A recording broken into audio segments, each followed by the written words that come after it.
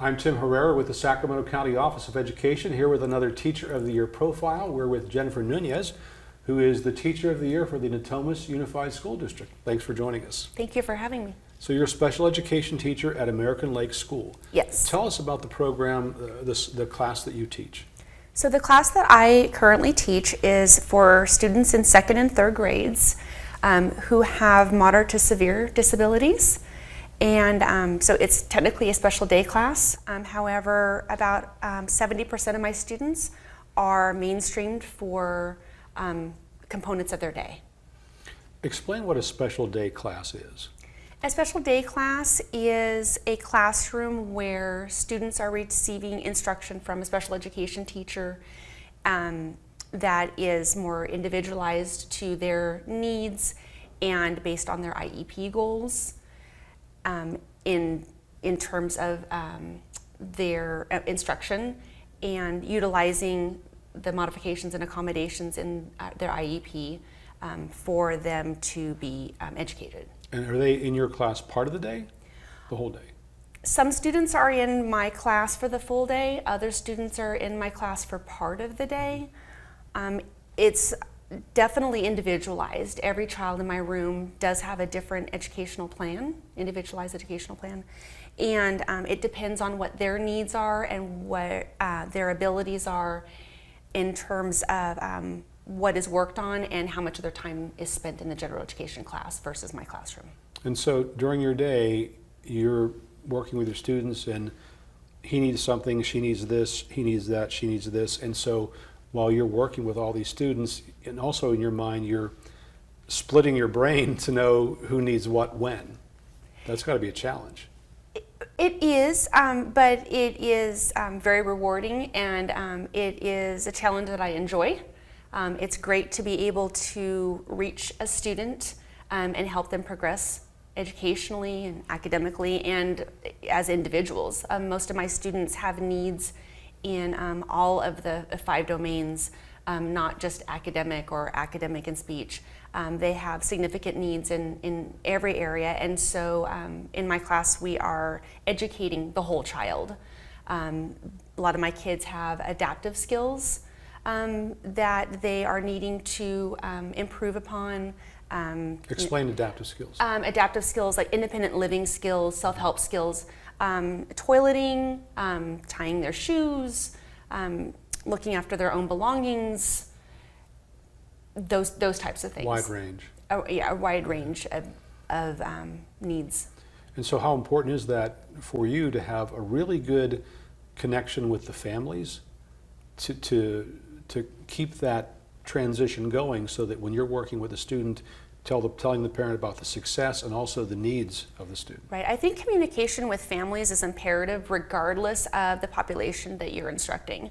But definitely even more so with my students. A lot of my students are nonverbal, and so to support their families understanding what they're learning at school, it's really important that I have a good communication with my families.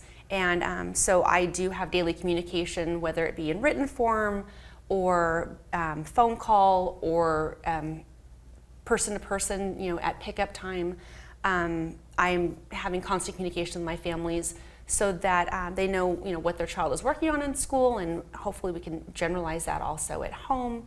But also, just to be able to have that communication open to best serve their child. So you have to have an open line of communication where you are, relaying the challenges you're facing, but also the successes. What's it like when you get to share with the family a success, something really good that happened? It's amazing, and it's wonderful. My students, are amazing kids because there's, a lot of times in formal assessments, they might not be able to show what they know.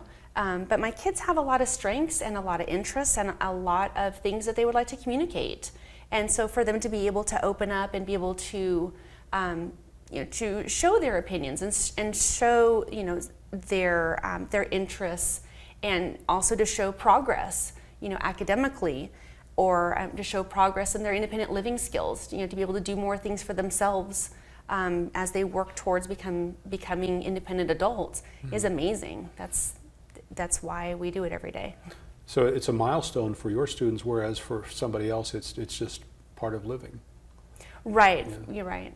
For my students, education is definitely, we're educating the whole child. It's definitely wraparound instruction. It's instruction in every area to help them develop, as individuals, not just that academic piece that we think of in terms of why kids go to school. So the professional development you get must be invaluable to kind of get you prepared for new things that are happening or new ways to address something that you've dealt with for a long time. Yes, professional development is very important, and being a lifelong learner. People talk about being a lifelong learner, especially being teachers, and it's critical. You have to. You have to be able to continue to build your skill set, continue to add to that toolbox, because a child's going to walk in the door that the tools that you currently have aren't going to work for this child, and it's our job to figure out what does work for that child and to utilize that to help them be successful. And also gives you an opportunity to kind of connect with other teachers, special education teachers, and say, what works for you? What works for you? Oh yes, definitely. And the collaboration, and not just with my special education teacher peers, but my general education teacher peers, having that rapport and having that collaboration is super important. And with our support staff, our occupational therapists and speech therapists and my instructional assistants, it really does take a full team to properly educate students, especially students with more significant needs. So the students who are in your classroom part of the day, are they in general education for other parts of the day? So Yes. So you must have to really work closely with those teachers as well. Yes. To mainstream those students. Yes, we have to be a very cohesive team, and communicate well with each other, and support each other to support the student, and to make sure that what they're learning maybe in the occupational therapy session is generalized into our classroom and into maybe the general ed classroom, and being able to support that across each of the environments so that the student really does learn the skill and have it independently. So what inspired you to not only be a teacher, but a special education teacher? So my inspiration for being a special education teacher came in college. I was working at the Children's Center at Sac State University all through my undergraduate, and they had a program where students were fully included that had more significant disabilities, with developmental disabilities. They were included into the infant and toddler and preschool programs there, and service providers would come to the center and work with the classroom teacher and work with the student assistants on how to support the students and to generalize what they were working on with the child into their daily life.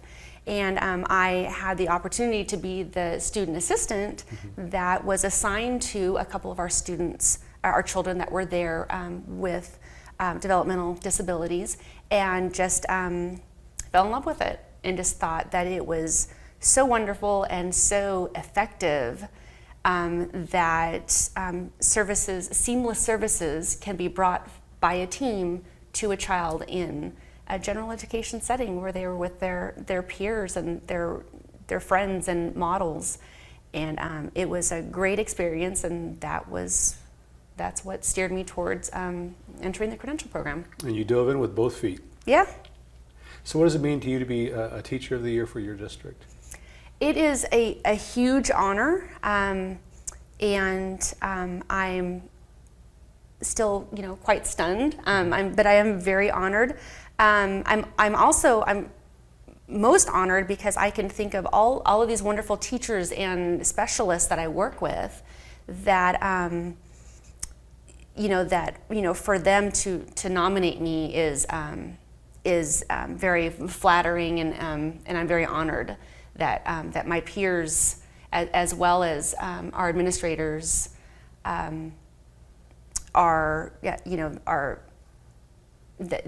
think that highly of me. I'm very very honored by that, and just think that I have a wonderful team of people to work with, and both within my classroom and within my school community, and I just really feel honored for the acknowledgement. Yeah. Well, congratulations to you, and thanks for spending some time with us. We appreciate it. We've been speaking with Jennifer Nunes, who is the Teacher of the Year for the Natomas Unified School District. Thank you. Thank you.